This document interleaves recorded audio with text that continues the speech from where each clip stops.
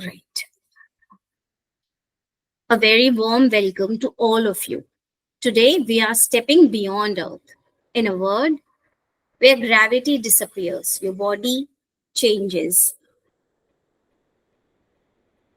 in ways you have never imagined. And nutrition becomes not just food, but survival fuel. You are not just participants in a workshop today, you are explorers. Together, we will uncover what really happens to our bones, muscles, gut, and even our minds when we leave the comfort of Earth. We will decode how astronauts eat, adapt, and thrive in space. And most importantly, how this can revolutionize nutrition right here on Earth. Think about it.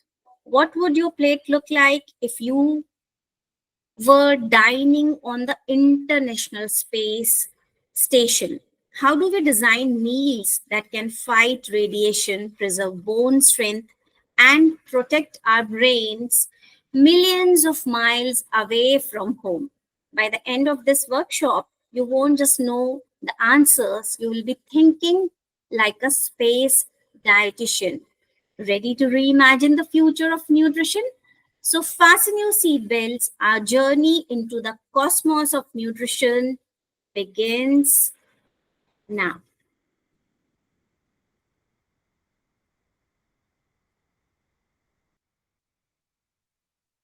So, as you all are ready to step in with us, let us get to know each other to make the journey more interesting. So, starting with me, my name is Rachna Shukla Sharma. I am a team leader for this project. I'm a clinical dietitian with 22 years of experience. I am a certified diabetes educator also. I am a nutrigenomics expert also. And I have Miss Debelina Chatterjee with me, Miss Jyoti Pachesia with me, Miss L. Hemashri with me. And together we form a fantastic team. So I am uh, reintroducing all of my team members with you. Let's start with Miss Debelina. Debelina, I want you to speak few lines about you, then pass on to the Miss Jyoti and then to Miss L. Hemashri. Debelina, please. Sure, Rachna ma'am. Thank you for the warm welcome. Welcome you, everyone. I am sorry because I won't be able to open my camera. There is some issue. So that is the reason. So introducing myself, I have total of years, 15 years of experience with as a teaching faculty, as a clinical dietitian. Presently, I am doing my research, my PhD research, and I was associated with companies like Abbott, Hens. I have been teaching in the platforms, since the online platform since a long time, as well as offline platform also. I was with Healthify Me for a long period of time. I am a registered nutrigenomic counselor as well as diabetic educator and also a member of All India Diabetic Association.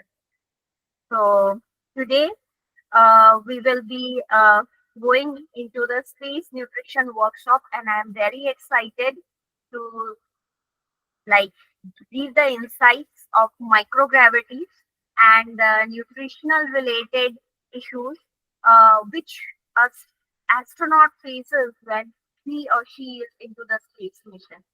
Handing over to Himashri.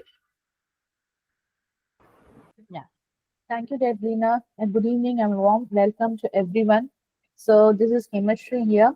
I have 10 years of experience in the field of dietitian. I have completed my master's in clinical nutrition and dietetics, and I'm a certified diabetes educator as well. And I have worked with multi-specialty hospitals, and I've got international exposure also, working in a hospital for the first couple of 5 years. Now I'm mostly associated with corporate sectors. I have worked with Twin Health, and as well as my last job was at Pitterfly. Now I am freelancing for 4 to 5 organizations, and I'm a guest faculty here at NIND. I hope this session brings more insights for everyone who has joined us together. So we will see how this is about to go. Thank you. And I hand over now Jyoti to introduce herself. Yeah, hi everyone.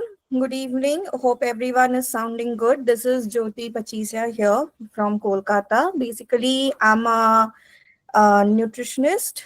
I'm a consulting nutritionist actually from Kolkata, practicing for the last 6 years. So, yes, you can call me a younger one. You're the budding one, you can say. And apart from practicing, I'm also a faculty, work as a faculty in the different colleges as a special faculty or a visiting faculty, as we can say. And yes, I'm a certified diabetes educator like others. I am also a certified renal nutritionist, and I will also write as a nutrition content writer in the different companies as well. So, and also now associated with NIND as a working faculty. So thank you so much. Now, without wasting the time, let's dive into the space. Let's introduce to you all to the world of space where we're going to explore many more. And we are very hopeful that you're going to learn about this even more better way. Over to you, Rachna ma'am. Thank you, Jyoti. We are going really good, and I'm so proud. We are doing a fantastic job. Okay. So, as you have got an idea about ourselves, uh, I would like to take an opportunity to break some ice. So, how can we do that? So, let's move ahead and imagine that you are in the Mars with all of us, right? What would you eat there as an astronaut?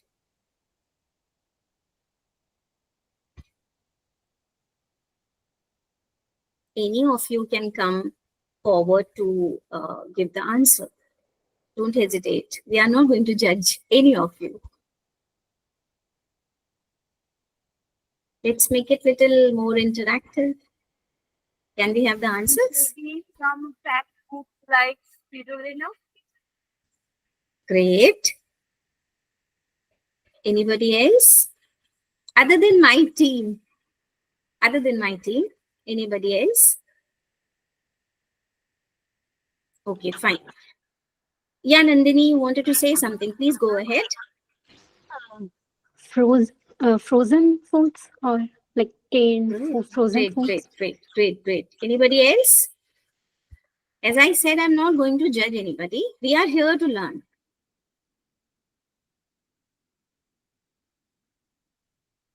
Okay, fine.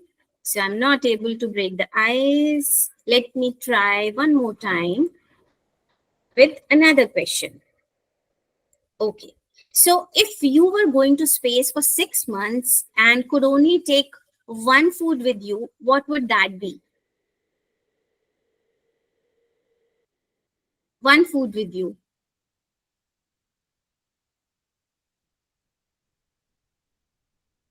Miserably failing. Okay.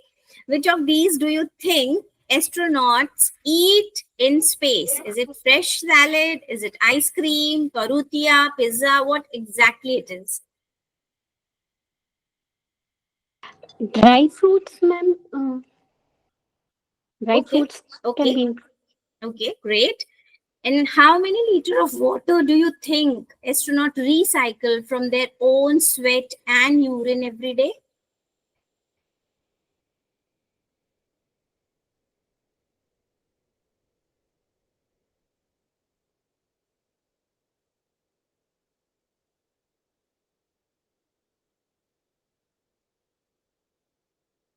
Nobody's ready to answer me. Okay.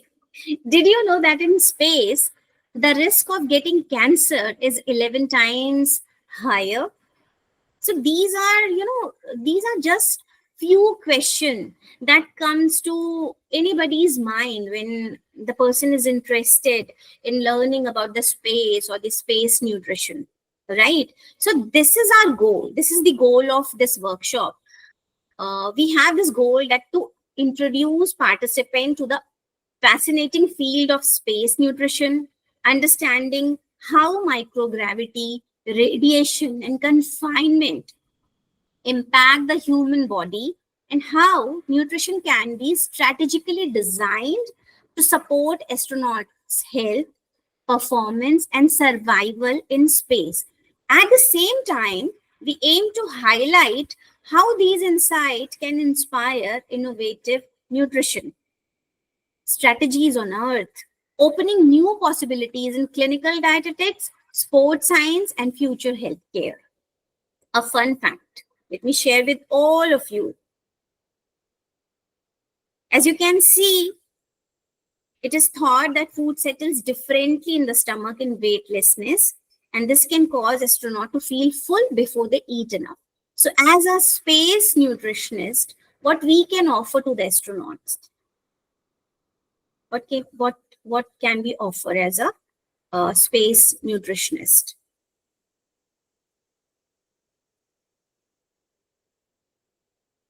Anybody? Just look at the fun fact and think about it, what you can offer. As a budding space nutritionist,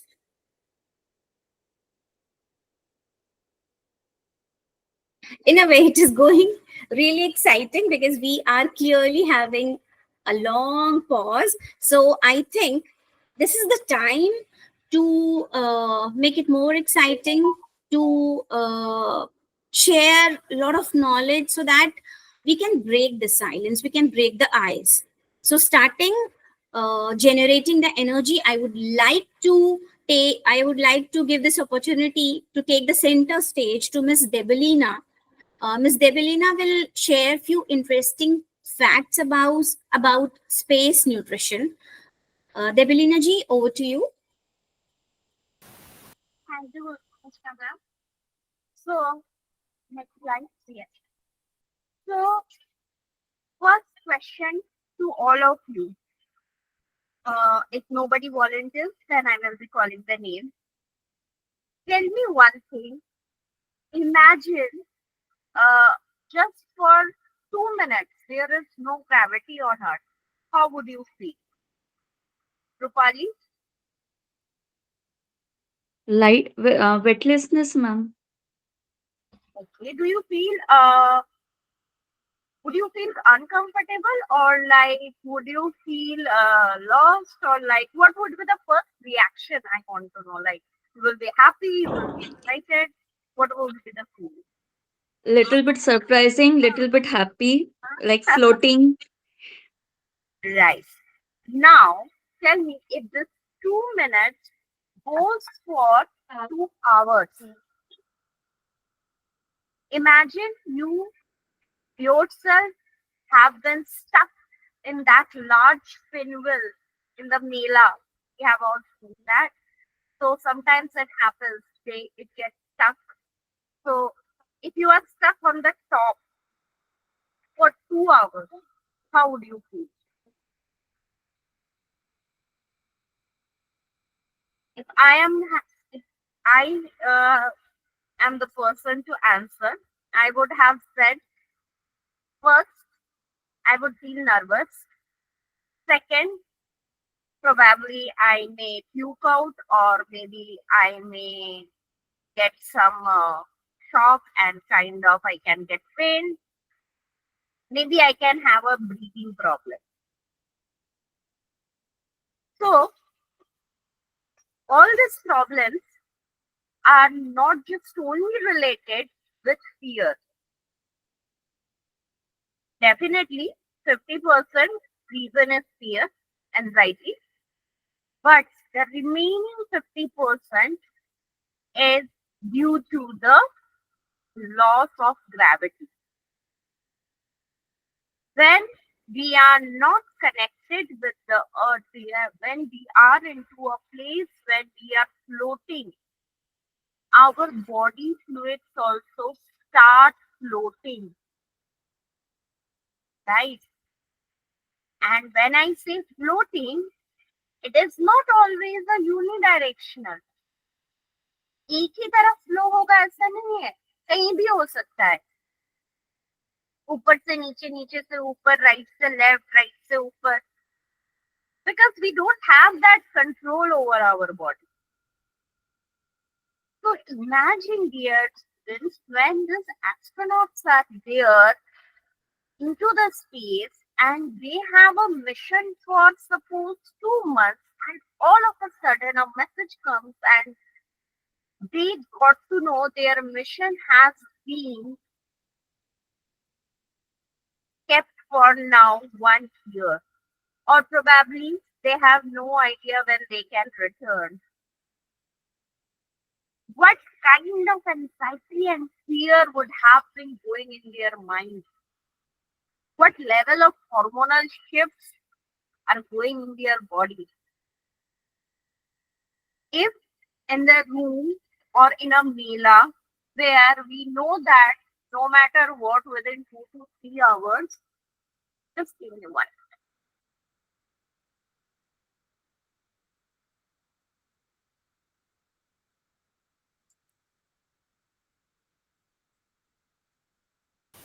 No, no, the last slide only. Last one? हाँ हाँ. No, no, मतलब पहले वाला slide. Okay.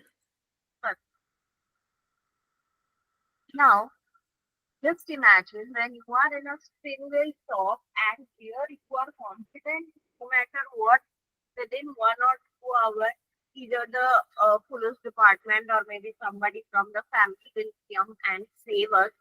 That time also we have that panic and anxiety.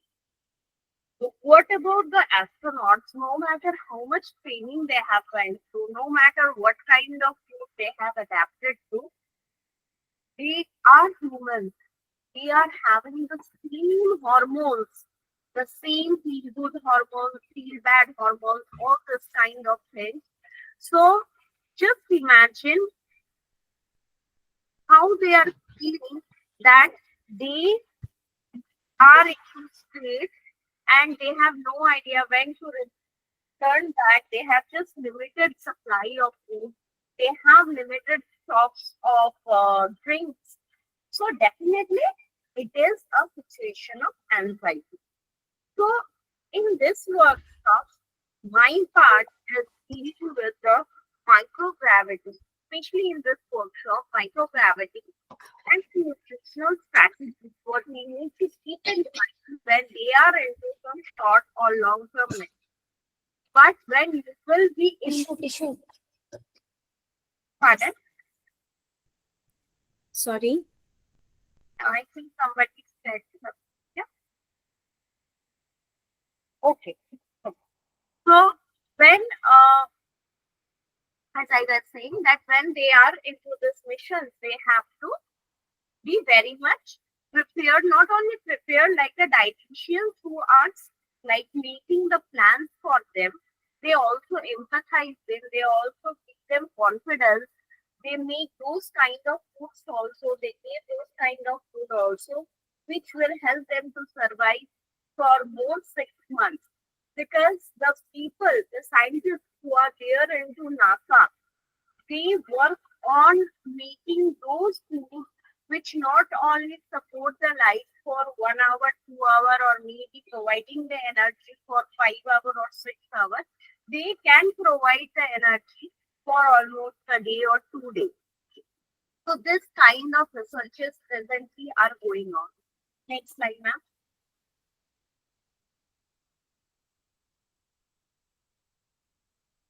And next.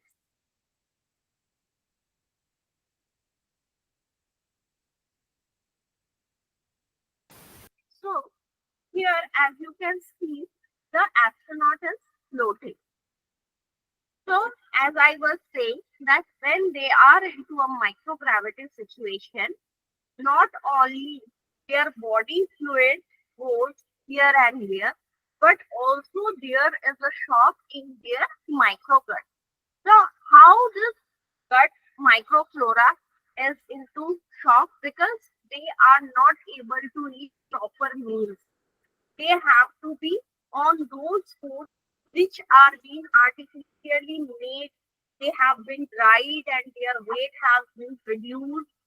As you, many of you have been gone through the researches or paper, if not gone through, after this workshop, I would request you all to do some researches. Their foods trust me, are literally, especially the non-veg foods, are literally very much pale because much of sodium or salts can't be added. Else, it can it can increase the body pressure abruptly, or it can decrease the body pressure abruptly, which can affect them in a negative way. So, maintaining a diet plan, keeping in mind the things which I will be covering in another slide, is very important. Next slide.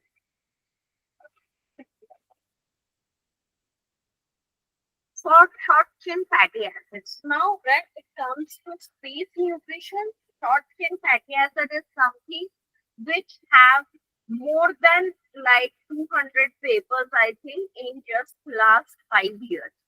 Because this is a very important nutrient, and without this, sustaining the gut in the space is very difficult, because this not only helps to improve the gut flora, but it also helps to reduce the anxiety level. Most of you have heard, to improve the cognitive function, people take badam.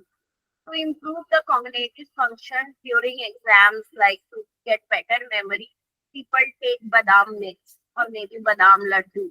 Why? Because they are loaded with omega 3 and omega 6, which help to reduce the neuroinflammation. Not only this, they are very much calorie dense, because as we all know, 1 gram of fat provides a higher amount of calories. So in a small teeny pack, they can get a burst of calorie. And as we all know, essential fatty acid source help us to get a calmer feeling when we are angry or when we are upset. What we do? Anybody of you who goes and drinks Karela juice? When I am upset, I go and have ice cream or maybe a cake or puchka or pani puri. So this is how our nerves are made. If we take a source of fat, especially if it is a source of good fat, then immediately our mind relaxes. The same thing happens in the case of short chain fatty acid and fish nutrition. When you guys will be into the course, you will be learning much more into detail, like which short chain fatty acids, what are the sources, and what are the individual effects of the gut flora. Next.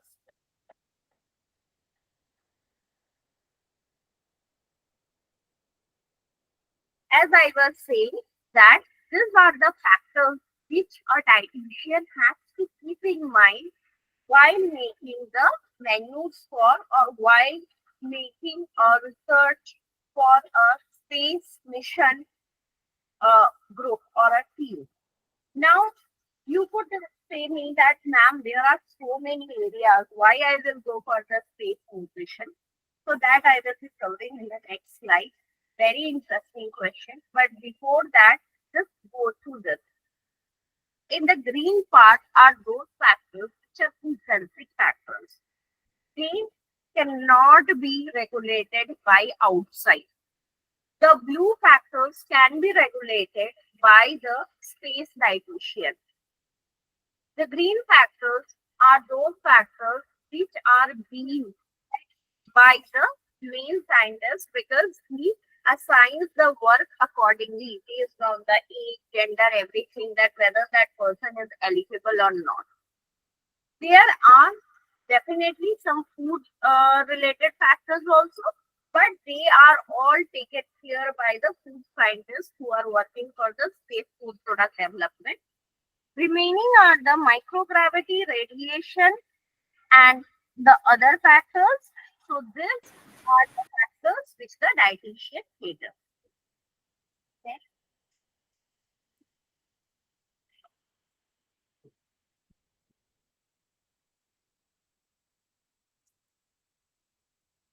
So this is the answer of the question, why space nutrition is the next what I will say, career option for the dietitian, for the budding nutrition, especially if you are into your master's dissertation or maybe you are into research and thinking where to go, take this cosmic shift. Why? Because ISRO, NASA, our government is actually investing lakhs of projects into this mission. TRISH is one of them. TRISH is nothing but Translational Research Institute for Space Health, and these are being of very high budget, very high investments are being made for those nutritionists, for those dietitians who were working on the space food product development. MNC में we do now, we do food product development, or maybe in our case we work, we do food product development. So think area, because presently the condition of earth is really something which make us think again and again that we need to search a better place. So scientists are working rigorously. Trust me, every single day, someday they are working on the production of cabbage meal. Someday they are working on the production of some cabbage based meals or defense. So what was there in the previous history? There were short missions. There were 6 months, 8 months mission. And then the present situation is a long-term mission, 3 years mission, 4 years mission. So this cosmic shift is not only for uh, all the poor people who are here today or for us, but it is for the whole era of dietitians. We can think of making space nutrition career because this is a segment still untouched. Competition is really less there. If you have the brain and you have the guts, take this as your career. So I will just play a short video. I will request Jyoti ma'am to play the video if she can help me with that. So you will feel a bit of interest. And what I have told you till now, that has covered everything in that video. Ma'am, Jyoti ma'am, if you can just help me with the video. Yes, just a moment, ma'am.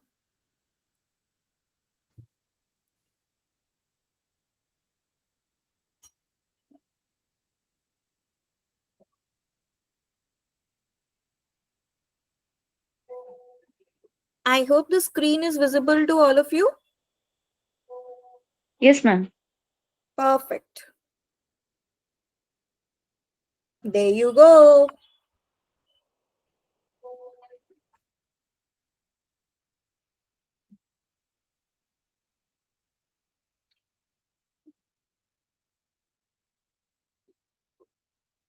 Can I change the slide?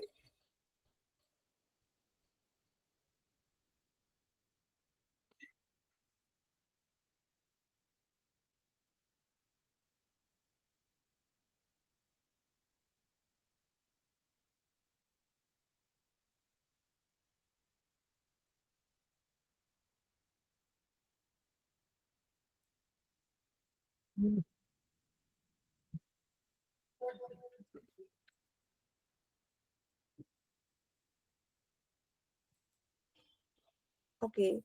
I think the video was this one. So just give me a moment. Much only.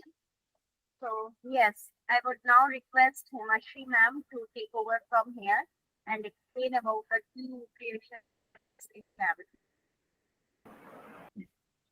Thank you so much, Deblina. It was wonderful hearing talking about your topic. So now we are going to deep dive into the what are the major nutrients which will play a major role in the gravity.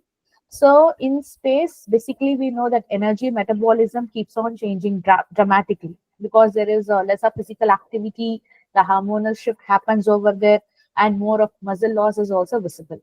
So in this, we have to focus mainly on carefully rebalancing of all the nutrients. Next slide, please. Yeah. So first we look into the energy factors.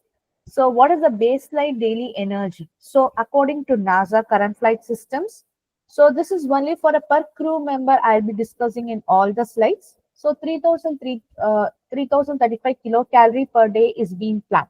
So that is approximately equal to 12,690 kilojoules. So which can be used as an estimated energy requirement equation. So within an activity factor appropriate to the mission. So, for example, if a 70 kg astronaut is exercising 1 to 2 hours per day, so this typically workouts up to 3000 kilocalorie per day. Coming to next, what astronauts actually expect. So, majorly the measurements are made with double labeled water during the space flight. Have found that total energy expenditure is equal to 3300 kilocalorie per day. This has been taken from the ISS, that is International Space Society era missions, while intake was far lower. Next, they have to prevent the common intake shortfall also. How we can prevent it? So, multiple studies have also been reported that 20 to 30% low energy intake in flight than needed. Example, if in a mean flight intake, the calories are given up to 2284 calories, an additional of 627 calories can also be added. So, meeting up to 80% of the needs, because if you're adding this extra calories, this can also like we can further stop the repercussions. This may either contribute a negative energy balance. So negative energy balance is nothing but the body expends more energy than it consumes, so practically leading to the weight loss. And as I told earlier, the lean muscle mass will also be encountered. Next, coming to EVA. So first of all, I would like to explain what is EVA. EVA is nothing but extravehicular activity. So this context is mainly from the space exploration. So specifically, any astronaut performs tasks outside a spacecraft. So it's literally like a spacewalk. So one interesting thing is that this EVA is given from the name Hebrew language, meaning life or living one, and is a variant of the name Eve. And one more added factor is the first person to go on a spacewalk was Alexei Leonov. He belongs to the country of Russia. So adding extra 200 calories for each hour of EVA on the day. So same the macronutrient mix as the normal diet. Next, coming to the per kg ballpark. So ballpark is nothing but it's like rough estimation or approximation, how we do on day-to-day basis. That is also one of the measurements. So for mission planning, if you're going to plan with daily exercises, 38 to 45 kilocalorie per kg per day often cover the needs. So, for example, an individual is weighing up to 70 to 75 kg crew. We can contribute up to 2,700 to 3,300 kilocalorie a day. But we have to verify with the body mass strengths. And when possible, we can use the double labeled water or indirect calorimetry, which both methods are used to measure the energy expenditure. So, why all of this really matters? Because inadequate energy intake in flight is basically linked to loss of lean mass, bone, and poorer adaptation. And exercise countermeasures raise energy needs further. So, energy provision must match the training load. So, what are the practical takeaways when when focusing on the energy part for a single astronaut is? So baseline plan up to 3000 kilocalorie per day, and you can add up to 200 kilocalorie for the extravehicular activity per hour. And please monitor the gap, track body mass and intake, because most of the astronauts undereat by 20 to 30% without proactive menu design and monitoring. Keep on validating whenever it possible. How we can validate, as I told, with a double labeled water or with the indirect calorimetry, at least by periodic energy balance checks to fine-tune individuals. Next slide, please. Yes. So next, coming to the basic carbohydrates. So according to the NASA guidelines, 50 to 55% of total daily energy is required. So for a 3000 calorie diet, that equals to up to 375 to 410 gram per day.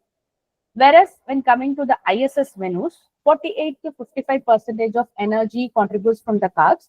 So that basically depends upon the shelf-stable food choices. So whatever the food choices they are going to take into the space mission, their shelf life also really matters. Rational in microgravity. So primary fuel for exercise countermeasures. So astronauts train up to 2 hours per day. So basically they focus on the resistance and aerobic. So carbohydrates, as we know, act as a major fuel for the energy substrate. So that supports high intensity intervals and prevent further muscle catabolism. Coming to the glycogen stores. Adequate carb intake also maintains glycogen, which is vital since negative energy balance is common in space and protein additional is also required. Immune support. So glucose availability affects the immune cell function as we all know. Space flight already suppresses the immunity further. So carbs play an indirect protective role here. Again, coming to the quality of carbohydrates. First comes the complex carbs and fiber. So the recommended fiber is like 2 to 3 grams per fiber per mg. That's million joules. That is equal to 25 to 30 grams per day. Why fiber is required, as we all know, to maintain the gut health, to prevent constipation, and majorly to support the microbiome balance. Space flight even more tend to reduce this gut diversity. Next, simple sugars, but it should be kept very limited because excessive intake may further worsen bone calcium loss by increasing the urinary calcium excretion as well. Functional carbs, prebiotic fibers like inulin, resistant starch, these are being under investigation for gut microbiota stability in the space. So the practical targets for a 70 to 75 kg astronaut is 375 to 410 gram per day can be given the carbs, which covers up to 50 to 55% of the energy. Fiber can be greater than or equal to 25 to 30 grams per day. Ensure that it is spread across the meals or snacks to fuel exercise and prevent larger blood glucose fluctuations. Next slide, please. Coming to the major part, protein. So the NASA dietary standard majorly aims up to 1.2 to 1.7 gram protein per kg per day. So whereas in Earth, we know the recommended dietary allowance is 0.8 gram or to 1 gram per kg per day. Why this much amount of protein is given in the space? Majorly for to support the muscle and bone preservation under the microgravity. Coming to the ISS operational target, they target up to 100 to 120 grams per day for a 70 to 75 kg crew member. So which accounts up to 15 to 20% of total calories. So the space flight energy deflects. Astronauts, as we know, often consume less than 2,500 kilocalories per day. So whatever the calories we discussed earlier, they're not going to consume it. So if the protein percentage, if it is not maintained, there is going to be an absolute intake and it can fall even below 1 gram per kg per body weight. So which will obviously raises the risk of lean mass loss. So bed rest in microgravity analog studies also says that intake of at least 1.6 gram per kg per day helped in attenuate the nitrogen losses compared with the protein 0.8 to 1 gram kg per day taken. Again, focus on taking the leucine-rich food, so majorly which is going to come from the non-veg sources, the seeds, and the quinoa oats, because this may better support the muscle protein synthesis and microgravity. So coming to the key consideration, exercise countermeasures. So we have something called as ARED resistance training. ARD is nothing but advanced resistance exercise device. It's a specialized piece of exercise equipment which is used on the ISS to stimulate weightlifting, and it will combat the effect of microgravity on astronauts' muscle bones. So this will basically, and we can increase the protein needs. So pushing the astronauts toward the upper end of 1.6 to 1.7 gram per kg per day. Again, as I told, even distribution across the meals also helps in maintaining the muscle synthesis. Kidney safety is one more thing we have to look into it, because studies have also shown there is no adverse renal effects in healthy astronauts at these intakes. So overall, summarizing it, plan for up to 1.2 to 1.7 gram per kg per day, that would equal up to 100 to 120 gram of protein. Ensure adequate energy intake is there so the protein isn't oxidized for fuel. Leucine-rich, high-quality proteins plus resistance exercise also provides best protection against microgravity-induced muscle and bone loss. Next slide, please. Coming to the fat part. So healthy fats is what we are going to basically recommend here. So the NASA space flight nutrition standard goes up to 25 to 35% of total energy intake. So for a 3,000 kilocalorie per day for an astronaut diet, this almost equals up to 80 to 115 gram per fat per day. Again, the quality of the fat really matters. So ensure adequate omega-3 and omega-6 must be included. Omega 3 is majorly from the PUFA, DHA, EPA, because decreased omega intake has also shown to counteract with the bone resorption and muscle loss during the gravity. The bone resorption is nothing but where the old bone tissue is broken down and removed by cells called osteoclasts. So this is a normal process of bone remodeling, which also includes the formation of new bone. So, however, if this resorption keeps on happening, it can lead to decreased bone mass and it can also increase the risk of fractures. Anti-inflammatory properties also may mitigate the spaceflight-induced immune dysregulation. So it's better that astronauts are ensured that they consume higher intake of omega-3. This has shown to less bone mineral density loss. So what are the issues in the spaceflight? So the current ISS menus often meet the total fat percentage, but can be sometimes low in omega-3 content while being higher in saturated fats, because again the shelf life of the food also really plays a crucial role in space. So what we can do in this part, we can add a supplementation here, like fish oil or algal oil capsules are sometimes used to boost the DHA and EPA as well. So practically ensure that 25 to 35% of total calories is from the fat, that accounts to about 80 to 115 grams per day for 3000 kilocalories. So ensure the saturated fat is less than 10 percentage. Prioritize MUFA plus PUFA as well. So balance the omega-6 and omega-3 ratio like 4:1 or lower, since space diets tend to skew high in omega-6. Or EPA plus DHA thorough fortified foods or supplements can also be introduced. Next slide, please. Coming to the hydration and the mineral balance. So the fluid requirements in space also plays a crucial role here. So according to NASA, like ensure that 2 liters of potable water per crew member per day is used to be taken. So with additional resource for exercise and extravehicular activities as well. And what is the observed intake on ISS? So NASA says it's 2 liter, but as many astronauts from the ISS say it's 2 to 2.7 liter per day. But most often this intake also often drops early in flight due to fluid shift to the upper body, and the thirst perceptions also reduced. And what are the risks of hydration? So microgravity basically causes a central fluid shift where the plasma is reduced, leading to more space flight diuresis. So this further can impair the static tolerance on return to Earth. So adequate hydration is essential for exercise countermeasures and thermal regulation during the EV. Next slide, please. Coming to the sodium part. So NASA majorly aims up to less than 2.3 gram per day. So majorly to limit the fluid retention as well as to reduce the risk of kidney stone and bone calcium loss. So historically, ISS menus were too high in sodium. They were given up to like greater than 5000 milligram per day, contributing to increased urinary calcium excretion and stone risk. Coming to potassium, recommended is up to 3500 to 4700 milligram per day. It's majorly similar to Earth. Adequate intake helps in counteracting sodium efforts and supports muscle and cardiovascular function. Next, coming to calcium and magnesium. As we know, these are majorly both critical for the bone health. Typically up to 1000 to 1200 milligram of calcium per day and 350 to 500 milligram of magnesium is required. So this further loss can increase due to bone reabsorption in microgravity, which must be matched by dietary supplement.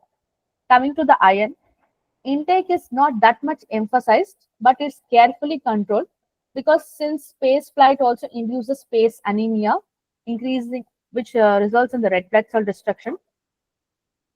Next slide, please. Yeah. So coming to the special considerations here, increase the fluid and electrolyte needs due to sweat loss under the pressurized suit. As we all know, they'll be wearing a very heavy suit in the space. Astronauts often use electrolyte fortified beverages. Prevention of kidney stones, so low sodium, adequate fluids, normal calcium intake, and controlled animal protein are also critical to reduce the stone formation risk. Post-flight, oral hydration solutions with sodium plus fluids are advised to restore the plasma volume and improve the orthostatic tolerance after landing. To summarize it overall, 2 to 2.5 liters of fluid is required. Sodium is less than 2,300 milligram. Potassium is ranging up to 3,500 to 4,700. Calcium is up to 1,000 to 1,200 milligrams. Magnesium is 350 to 500. Next slide, please. So this is the overall summarization of the fluid and electrolyte requirements, where it has been compared with the Earth, with the NASA, and with the ISS. You can have a look at this. Next slide. And these are the overall requirements where what we have discussed: the protein, the fats, the carbs, and again supplementation with omega-3s. Yeah. So next, I would like Ms. Jyoti to start with the presentation. Okay. Thank you so much, Himashri ma'am, for this handover. Now, before I start with anything and everything, let's have a quick look on the video, which is just now to be played right away. Rachna ma'am, can you do this honor, please? NASA astronauts Sunita Williams and Butch Wilmore, originally on a short test flight aboard Boeing Starliner, have now spent over 8 months in space due to technical delays and will hopefully be back soon. This extended mission provides crucial insights into how space affects the human body. In microgravity, bones weaken, losing about 1% of their mineral content per month, increasing the risk of fractures and kidney stones. Muscles also atrophy despite daily exercise. The heart, no longer working against gravity, shrinks and blood shifts upwards, causing moon face and bird legs. This fluid shift can also lead to dizziness upon return. Vision changes affect nearly 70% of astronauts due to fluid buildup in the head, a condition called spaceflight associated neuroocular syndrome or SANS. Scientists are exploring solutions like artificial gravity chambers to counteract these effects. Beyond Earth's magnetic shield, astronauts face increased radiation exposure, raising cancer risks and affecting DNA stability. Space agencies are working on better shielding and protective drugs. Mental health is another big challenge. Long isolation and confinement cause stress and fatigue. Structured routines, frequent Earth communication, and virtual reality help astronauts support. As we prepare for longer missions to Moon and Mars, studying these effects is essential. Sunita Williams and Butch Wilmore's journey will bring back valuable lessons for humanity's future in space. So this is actually was a short depiction like post when Sunita Williams and her team went for the space journey. So post that, what are the changes? What are those shifts that happens? That is actually explained in a very just way. So coming to the next one, ma'am, next slide, please. So, like, imagine if you are wearing a heavy outfit that's not stylish, but is something a lifeline to the environment. But it's a lifeline to the most harsh, full environment. Yes, I'm actually talking about those spacecraft suit wears, because they are actually not quite very much different from your durable the fashionable clothes that we wear. We all love different types of, and we try to experiment on the different clothes for our different occasions or something. But for the space ones who are into this, the space astronauts, उनके लिए बेचारों के लिए यही रह जाता है. So space suits are actually, are designed to withstand extreme temperatures, radiations, vacuum of space, while our everyday clothes are actually made for the comfort and the style on the earth. Because those clothes are actually made of the cotton, polyester, if you can say, or maybe nylon. Now, this current NASA space suits actually, which are also known as the extravehicular mobility units, are specially designed to be flexible and allow for a range of motion, making it easier for astronauts to perform the task in the space. So if you all can see in the picture, it clearly says how you should wear the, just like remember guys, COVID के time पे PP suits का आया था, how you start wearing from the gloves, then from the how you should cover this thing. Is the similar way that the picture is actually showing also. Now, थोड़ा सा KBC type का करते हैं या quiz type it's there. Can anyone tell me who was the first Indian astronaut to land in space? Anyone? Nandini? Rakesh Sharma. Rakesh Sharma. Very good, very good. And if I talk in terms of the like in the world, anyone? Yuri Gagarin. Yes, very good. And you know something, when Yuri Gagarin was actually, landed up or started going, wanted to explore his space journey, the invention of the space suit actually came up into existence. So the first space suits was developed in the 1950s and the 1960s when UV Gagarin wearing a specifically designed, and during that time he created a history giving the first space flight in the 1961. So now let's come to the something that imagine if clothes are different, cloth wear type is different, what do you think to all of you, their living will be different or will be same? Rupali? Their living will be different.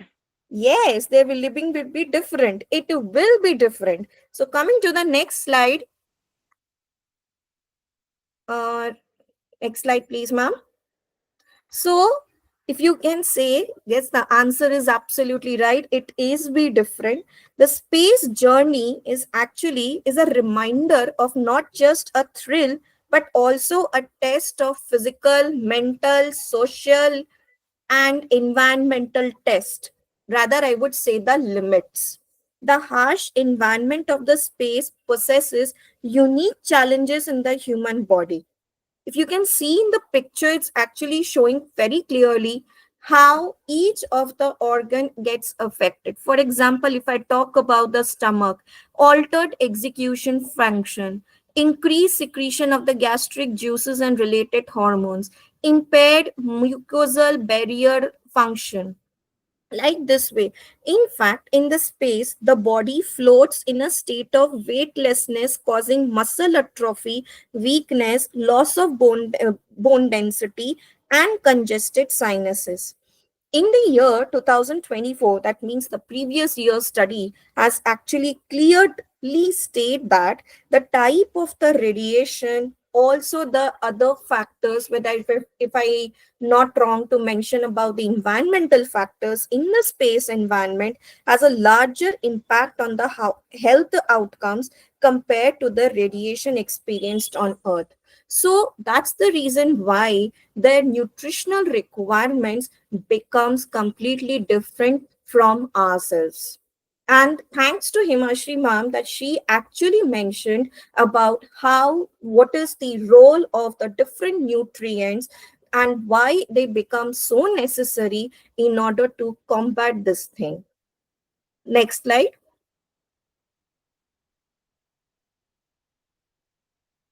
And another big reason that why we need to modify their nutritional needs pre, post, or maybe during that journey is the reason is the infection. Because it has been stated in a recent study that infection poses one of the biggest threat to the astronauts' health and the mission success. Obviously, we just saw that how the mucosal barrier function is getting impaired, how the organs function starts getting altered. In fact, if I am not wrong, not just our body organs getting affected, how they are living in that environment is affecting. Just like we say na, okay, इस street vendors के पास में जो vessels है, it's very pretty contaminated, इसीलिए ना हम लोग बहुत जल्दी बीमार पड़ते. It's the same thing. It's the same way that is happening with them. because there are other environmental factors also associated which can lead to infections. For example, limited space, then recirculating the air or the water, high touch surfaces, suspended particles which can be visible or which cannot be visible out there. As a matter of fact, their immune system gets weakened, resulting in reduced phagocytic activity, interferon activity gets weakened, and the T cell activity also gets weakened. So obviously the microbiome is also getting saying, I need help, help, help. It's shouting like an ambulance ki fatafat isko kuch na kuch karna hoga. And yes, the worst part is the skin microbiome. Not only the gut microbiome, is also the skin microbiome, which is also subjected to changes in the space flight. There is a species particularly called the Malassezia species, which is thought to be the causative organism of the seborrheic dermatitis, which has been repeatedly shown to increasing in number during space flight.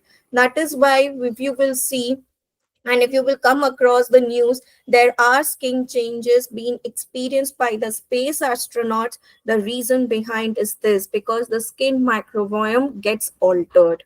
Can we go to the next slide, ma'am?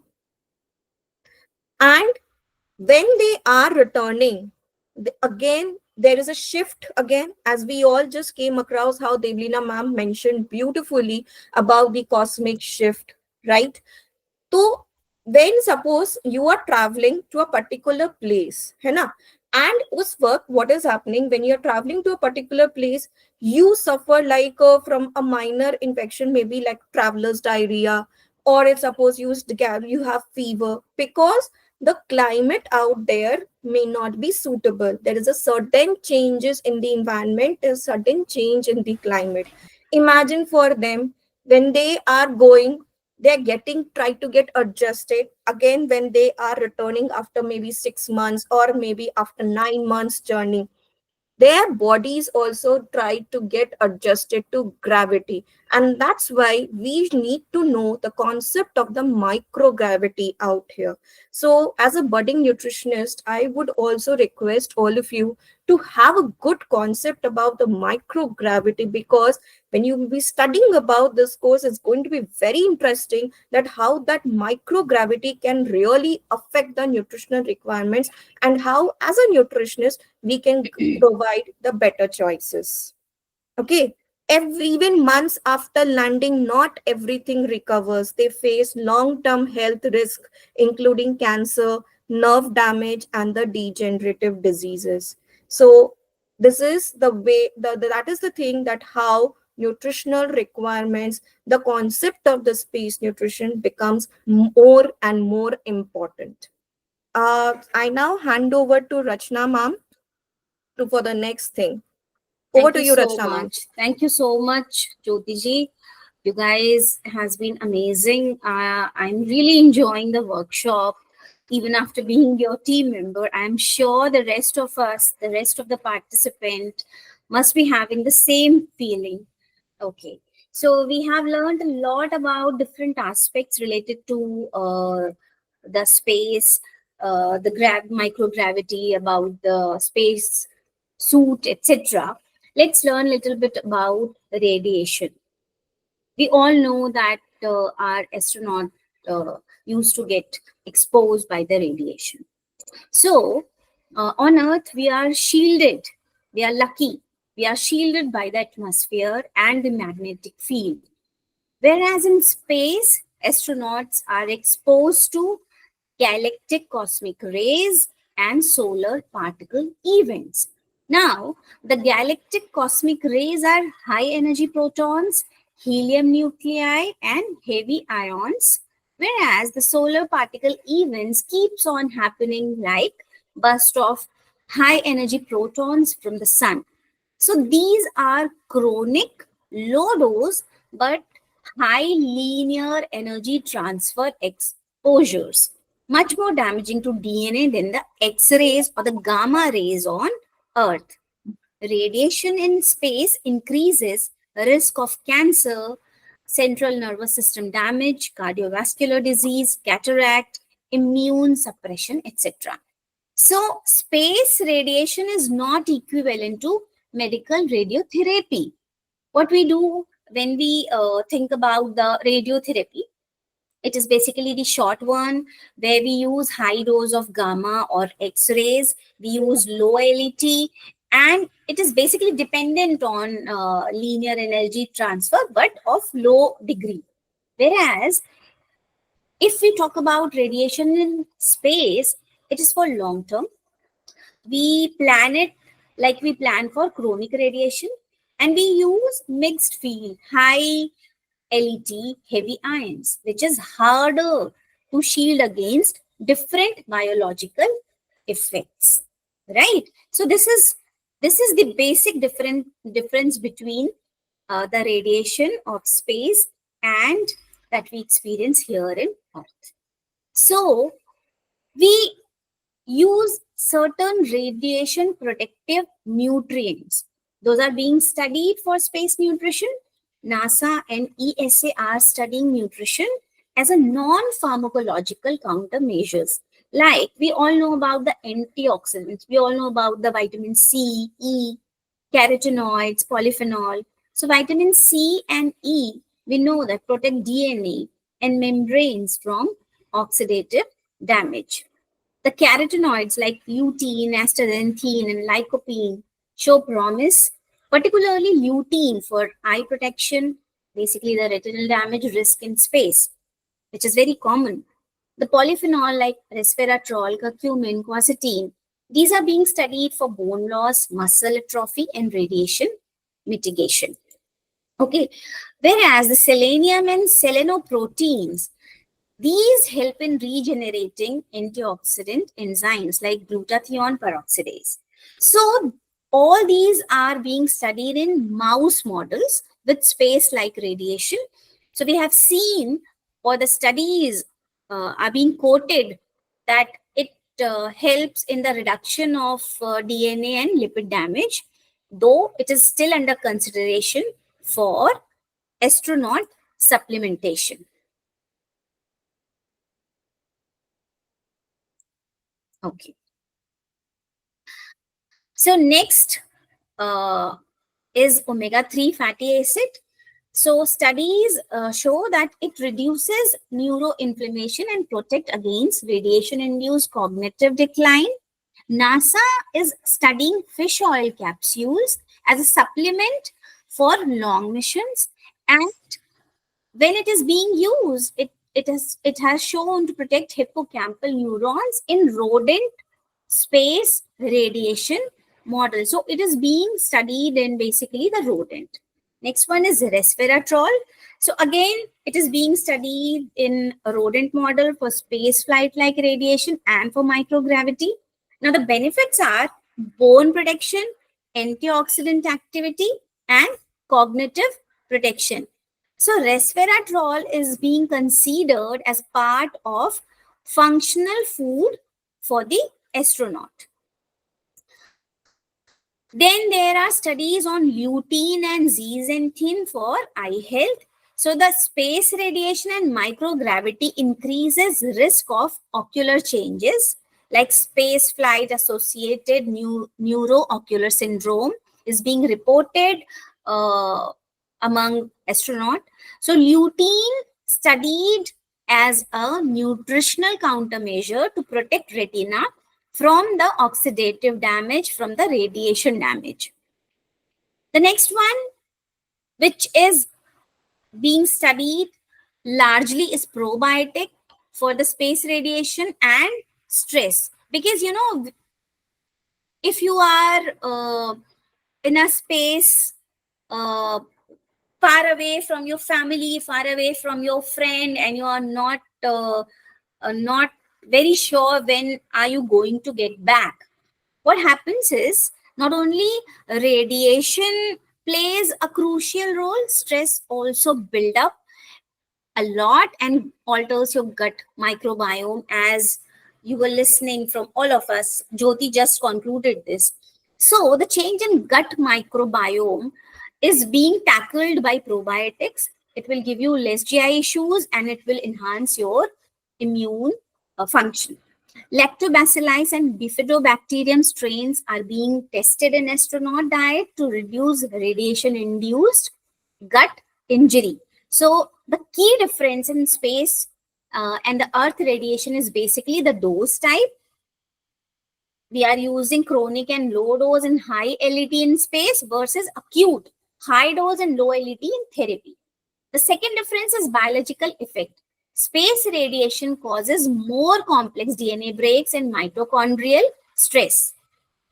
The third difference is nutrition strategy. So astronauts need long-term protective dietary support rather than acute radioprotective drugs. Now, the most promising nutrient for space is vitamin C, E, carotenoid, especially the lutein, omega-3s, selenium, resveratrol, and probiotics. All right, let's see what are the key research findings on space nutrition and radiation protection. So, though there are n number of researches going on, due to the limited time period, we have selected only few. If you are interested, please join our course. There we will bombard you with as many as possible. So the few researches that we have taken, let's take that. Cultivating vitamin C rich vegetables as radiation mitigators. So a 2024 study highlights that vitamin C shows significant potential for mitigating space radiation, especially following sudden solar particle events. The success of growing vitamin C rich vegetables aboard the ISS offers a promising strategy for post exposure protection, even when administered 24 hours after exposure. I have given all the references. If you are interested in space nutrition just like me, please go ahead. Please check the references and study it yourself. It's really, really amazing. Okay. So the next research that is happening is developing antioxidant cocktail for astronaut. It's amazing. A review underscores that astronauts accumulate excess reactive oxygen species due to radiation and microgravity. Now, administering antioxidant may increase resilience, suggesting the formulation of antioxidant mixes as countermeasures in space flight. So, we are also using natural antioxidants like vitamin C, E, polyphenols as radio protectors. So, there is an earlier paper discusses how many natural antioxidants, including vitamin C, E, folic acid, flavonoids, epigallocatechins, and other polyphenols, can confer radio protection, whether consumed before or after radiation exposure, potentially valuable for astronauts who cannot be fully shielded for XYZ reason. Okay. So there are other researches like polyphenols mitigating radiation-induced damage. So a recent study, which is animal study, suggests that polyphenols can partially mitigate radiation damage, including cognitive and immune system effects. However, we need more research before application is actual space flight. The next is alpha lipoic acid, which protects neural cells from high LET radiation, which keeps on happening in the space stations. So the high LET radiation significantly raises ROS in neural precursor cell. Now, the alpha lipoic acid, which is an antioxidant, and we all know about it. We all know the role of ALA. This has been shown to reduce ROS below baseline, offering potential protection for the astronaut's central nervous system. Okay, so I think we have bombarded you with lot of information. So there are current researches which is going on, and I'm sure you must have heard about Mr. Shubhanshu Shukla, and I'm sure you must have heard about how he was trying to grow certain things. These are the few snippet of the researches which is being published in different newspaper. If you are interested, you can go through these. These are the latest news link. If you are interested, take a screenshot and go through this. These are the amazing researches happening. So NASA is trying to grow crops and trying to work on gut health. So there is a recent study being held by NASA, which is published in NPJ Microgravity, links the nutritional quality of space grown edible plant to astronaut gut health. Now they found that crops grown aboard the ISS sometimes have lower levels of essential nutrients like calcium and magnesium compared to earth grown counterparts, potentially impacting bone health and immune function. Researchers propose enhancing crop nutrition via bioengineering, antioxidant rich species, or personalized dietary design. So there are a lot of stuff that we have to keep on doing. We have to we have to become more more engrossed and more research oriented when it comes to space nutrition. So I think enough knowledge. Let's lighten up the atmosphere a little bit and let's play a game. Let's see how much you have understood. Right? I hope we having the Josh with us. Right? Kindly unmute yourself and or give me a thumbs up. I hope you are enjoying the workshop same as my team and I am enjoying. Give me a thumbs up, please. Quickly give me a thumbs up. Great, great. Thank you, Rupali. Thank you. Thank you. Thank you, Nandini. I'm glad you all are enjoying it. So, before I go ahead, what I want you to do, because we have something for all of you who are actively participating, and we are going to come up with an interesting offer. So, whoever is going to win the game, uh, we will shower you with a little surprise after the workshop. So the thing is, we are going to bombard few questions. We are going to throw up few questions. We are going to share few questions, and you have to write down the answer in the chat box. And once we are through the workshop, we will announce something amazing for you. Okay, are you ready? Are we ready? Great, great, great. Okay, so let's go ahead. So my question is, which nutrient prevents muscle loss in microgravity? Is it carbohydrate? Is it protein? Is it fat or vitamin C? What is the right answer?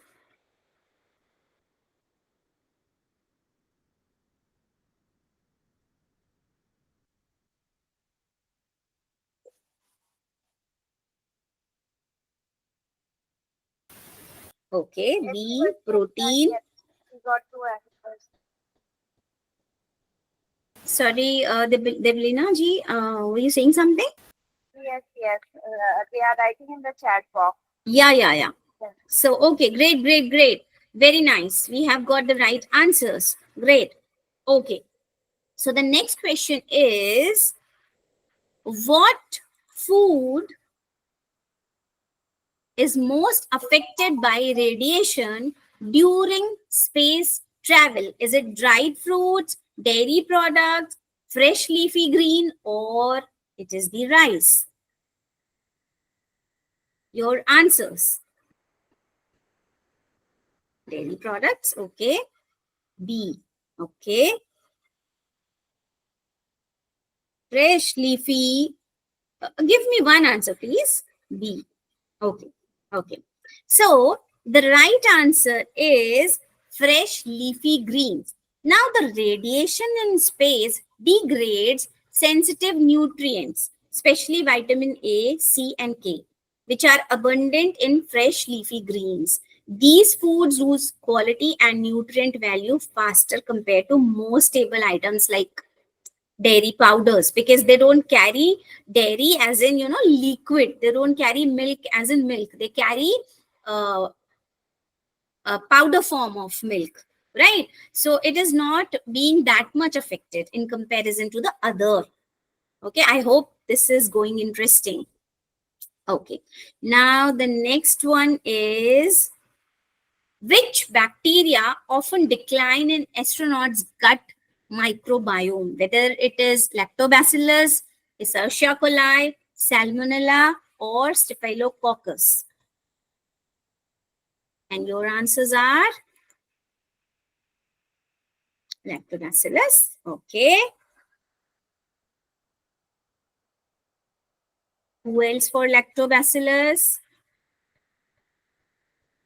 Lactobacillus. Lactobacillus. Wonderful. So it is lactobacillus. In space, factors like microgravity, radiation, stress, and altered diet disrupt the gut microbiome, as my team is constantly trying to inform you.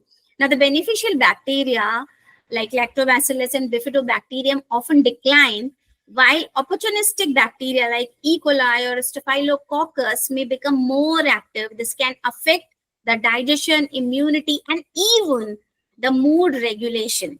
I hope you are enjoying this, and to make it more enjoyable, I am trying to shift the slides towards my teammate Hemashriji. Hemashriji, over to you. Yeah. Thank you, Rachna. It was so wonderful talking to you about everything. So now we'll be digging deeply into the space-friendly meal. So this is the salmon and quinoa power meal, so which I have been taken. So how this is majorly formatted, it's majorly frozen in dried pouches, and a lot of oil ampules are also being put into that. And how the contents are made, either it's freeze-dried salmon flakes and quinoa, chickpea, spinach, and red bell pepper, turmeric, and the olive oils are also micro encapsulated because we can't carry tins of oil to the space. So how this is majorly prepared, we'll just have a look at it. So this freeze-dried entries into multi-layer foil laminate pouch, either the polyester or aluminum foil or polyethylene is used. So nitrogen flush and oxygen scavengers are also added. Why this is added? Majorly to prevent oxidation of fish lipids. So pouch includes rehydration port with the septum. So what the astronauts can do is inject hot water via the gallery dispenser. So how this meal is prepared? It's just like you have to add 220 to 250 ml of water to it. So which is heated up to 70 to 75 degrees Celsius into the pouch. Just wait for 5 to 8 minutes, and you have to knead the pouch for even hydration. And you can just open and eat directly with the spoon. There should not be any loose crumbs should be left. And how the labeling and tracking is done. So each pouch has a barcode and RFID. RFID is nothing but radio frequency identification is used, which logs intake astronaut nutrition tracking system. So we will be able to track what type of food they have taken with the labeling and tracking. Next slide, please.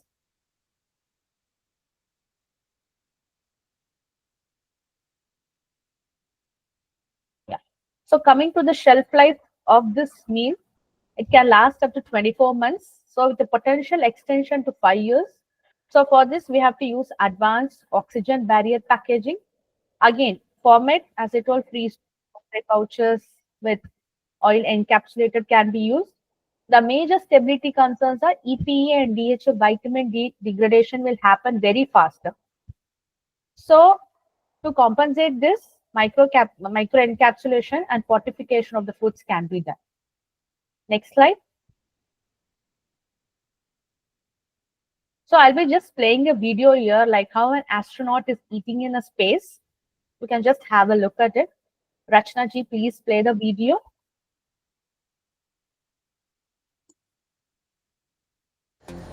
Hello, I'm ESA astronaut Samantha Cristoforetti. Welcome to Node 1, the place where we prepare our meals and eat up here on the International Space Station. I would like to show you one of my favorite meals up here, which is a chicken turmeric with champignon mushrooms, brown rice, and peas. And I would like to try and put the ingredients together for you, see how it works in space. Well, first of all, we don't have a plate. It wouldn't make much sense. So I'm gonna try and use a tortilla instead of a plate. We have plenty of those. They're kind of handy up here because they don't make crumbles, which are a little bit of a problem. And then I want to make sure that the ingredients stick to the tortilla. So I'm gonna start by spreading some peas cream. I have already heated the food pouches with the ingredients in the food warmer. So this is my first ingredient, peas. And this is one of the most important tools up here in space when it comes to the kitchen, a scissor to open the food pouch.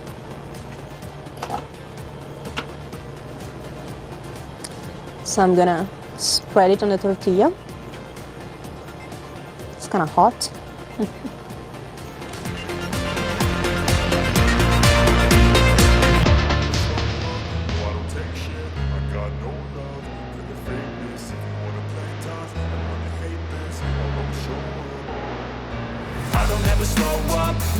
Okay, next I will add the brown rice.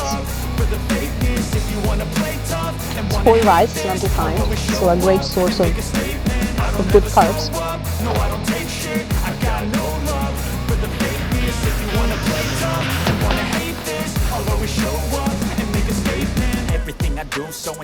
Next I will add some champignon mushrooms. I got a vendetta against people who patented being negative when you should be getting after it. I got facts over tracks, this and that, spitting slow, spitting fast, I could roast, I could gas, and finally, like chicken with turmeric. Can erase all the past and the pettiness, a reflection of the emptiness, hilarious, you think you're worth my time, you're delirious, mysterious, because you hide behind a fake exterior, inferior, you know I'll always be a bit superior. It's not too bad, considering that we are in weightlessness.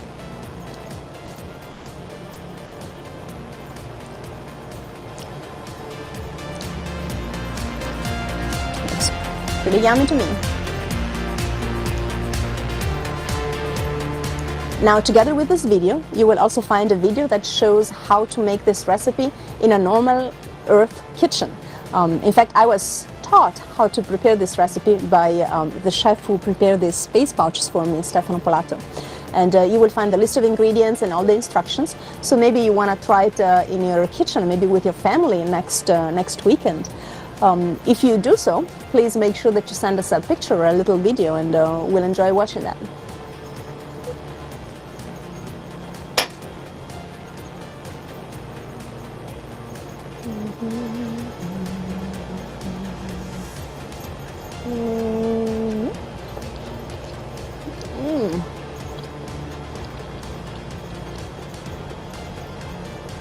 Very good.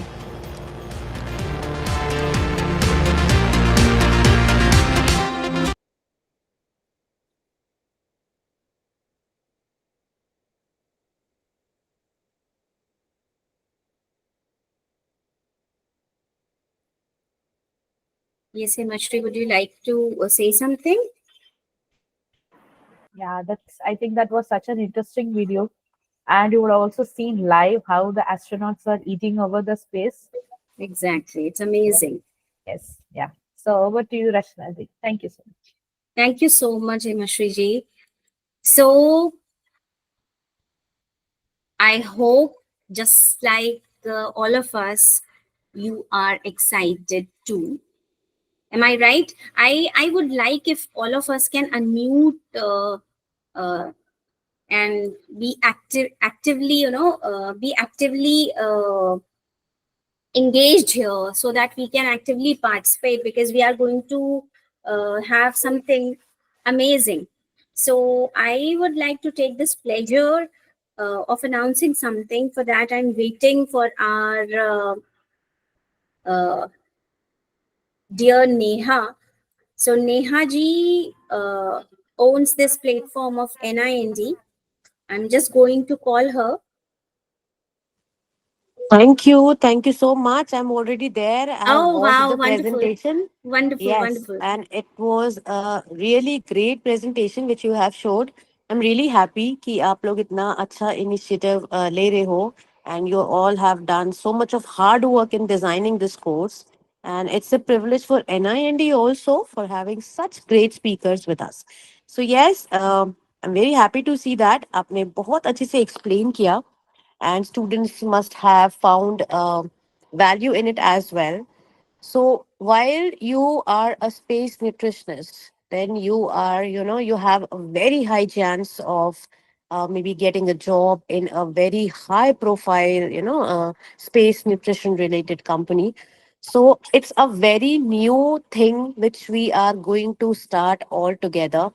And from India, if you all join in, you are going to be maybe the first batch from Delhi NCR to be an internationally recognized space nutritionist. Over to you. I'm so happy, and you can please go ahead with the announcement. Thank you so much. Thank you so much, Neha ji, for joining us. So, participant, are you guys ready? Yes, Are you guys ready to grow? Are you future ready? Because we have got you covered. We have tried to give you a platform. We have tried to engage you with the latest knowledge about space nutrition. So, are you guys ready to step ahead? Because we have a beautiful announcement.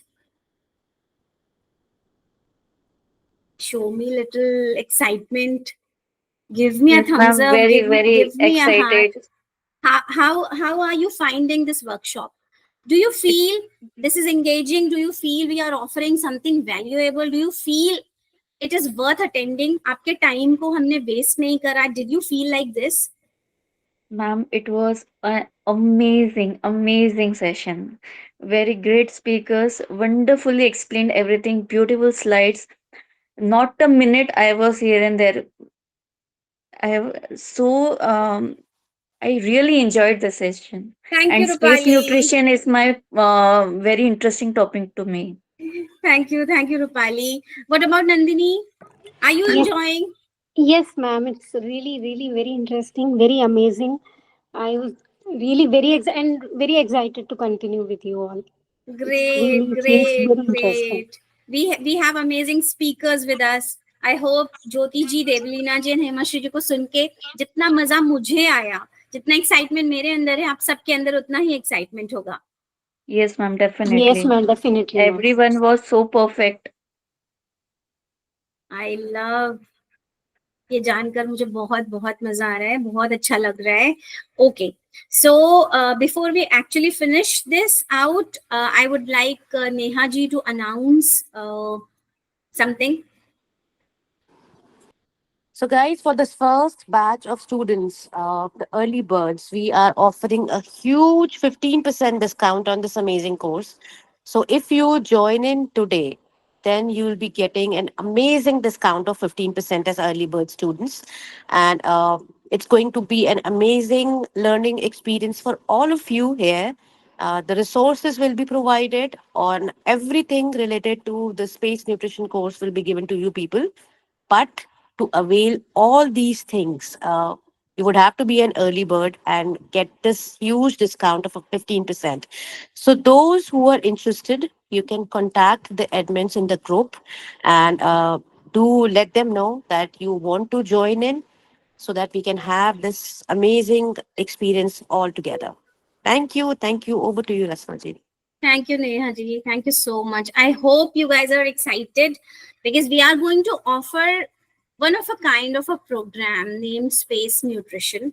Those who are interested, please let us know. We will share the details about everything, what we are going to offer, as in what we are going to topics and what would be the timing, what would be the objective, etc. We will share with you. We will share each and everything. Trust me, this is one of a kind of a course which is being offered. And not only the course is one of a kind, we have one of a kind of speakers also, those who are not interested in delivering their part, but those who are enthusiastic as student also, because if we have this zeal of learning, then only we would be able to deliver that, right? तो मुझे ऐसा लगता है कि जितना अगर हमारे अंदर सीखने की उत्सुकता होगी ना, हमें सिखाने की उत्सुकता भी उतनी ही ज्यादा होगी और हमें उतना ही मजा आएगा. अगर आप में से कोई भी इंटरेस्टेड है, do register with us. We are offering 15% discount. And trust me, after you finish the course, you would be able to direct your career in a new way. क्योंकि स्पेस न्यूट्रिशन किए हुए dieticians अभी गिनती में भी नहीं है, right? So you would be the pioneers. Debalina, आप कुछ कहेंगे please? Yes.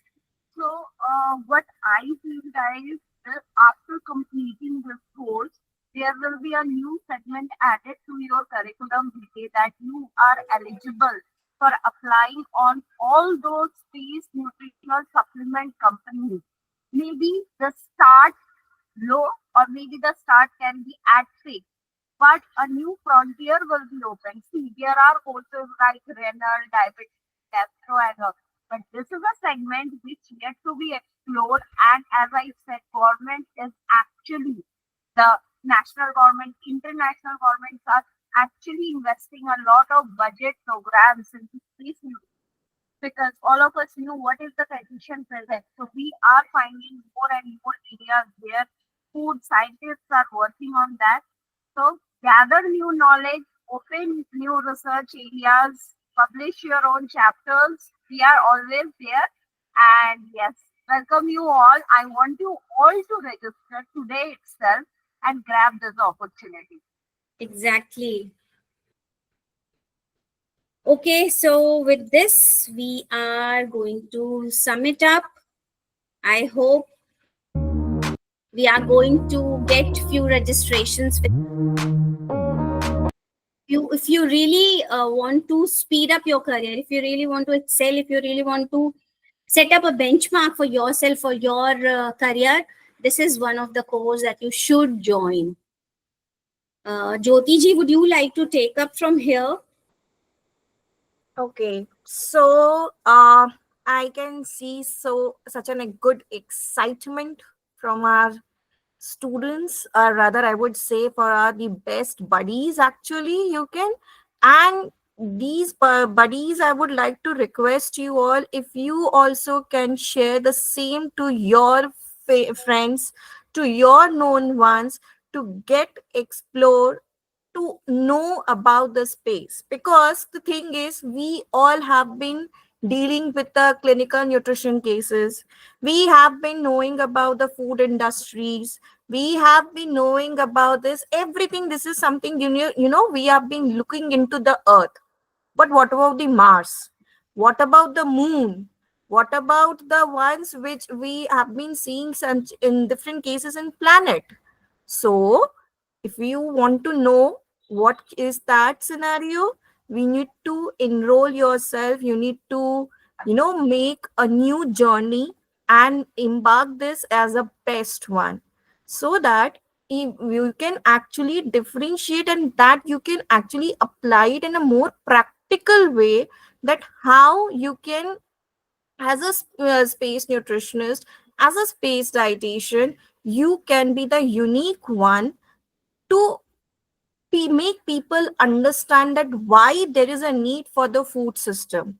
We all know, if you are not, I'm not wrong, Rachna ma'am was explaining in the last segment about the latest news. She was explaining about the Sudhanshu Shukla's, the latest news that she was right. Am I right, ma'am?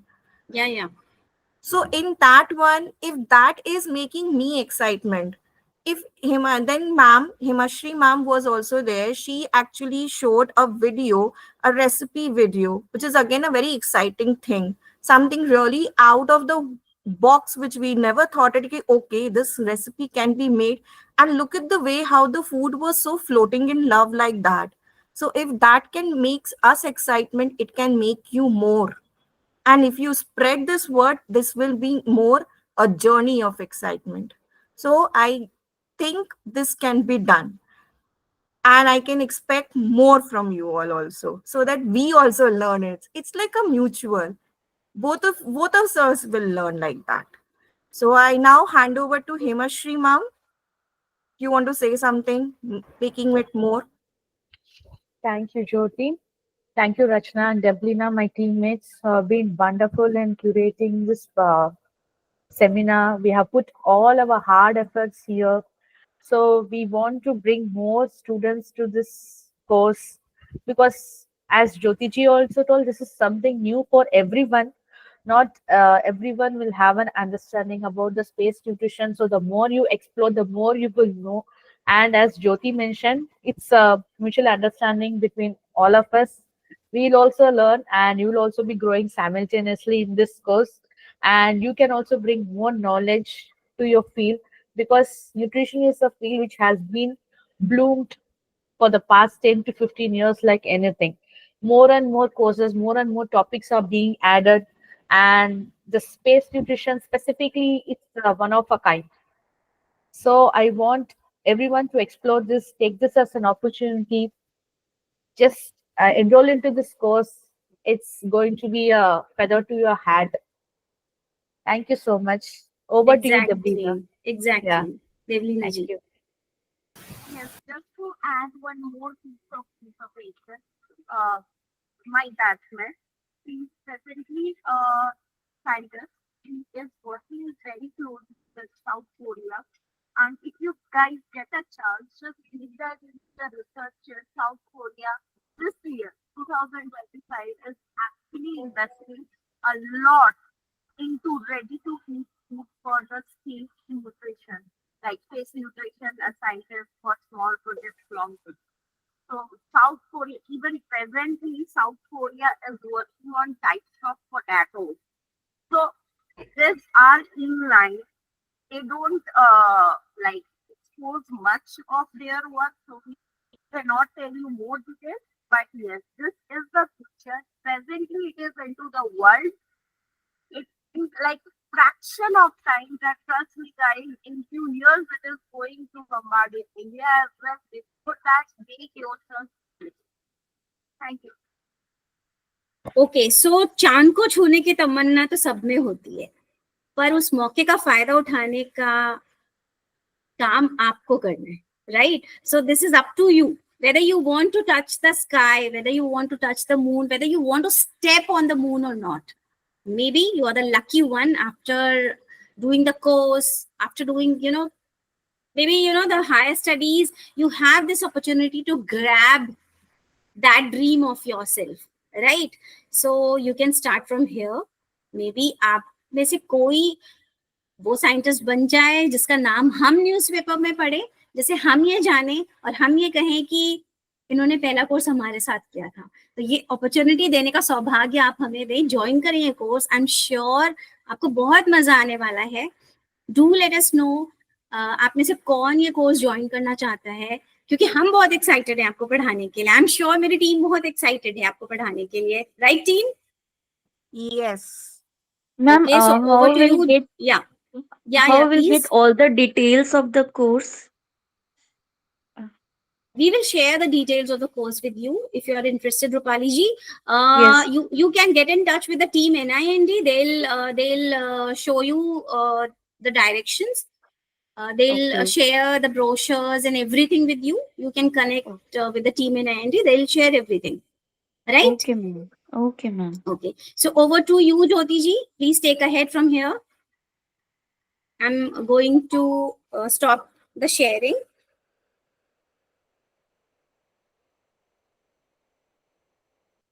Jyoti ji, over to you. Yeah, thank you so much, Archana ma'am, once again. And so by this, I don't have to say much. Rather, it's there now. The main task that has to be done by these our very own buddies and all, that they now need to step up. They need, if they want to do something really different, if they, because as we say, sky is just the limit. You can go even more beyond that as well. So yes, let us step up in such a way that there is no limit, there is no end in your life, and you can actually, this is possible if you can embark your journey with this. Space nutrition, to be very honest, even this is something a really excitement, not just in that point that where you're going to know only the nutrition fact, but you also need will understanding the science behind as well, with the practical exposure, like in the practical examples, the research is being done so far, which already Deblina ma'am, Himashri ma'am, Rachna ma'am has already has said something. So I will not waste time much into this. So if you all really wanted to make this journey fruitful, make this journey in very excitement, do enroll into this. And for any uh, queries related to this, you all can connect to the team NIND. They're going to we're going to help it out in that way. Okay. So over to Himashri ma'am. Yeah. So participants, if you have any doubts or anything, you can ask over here. So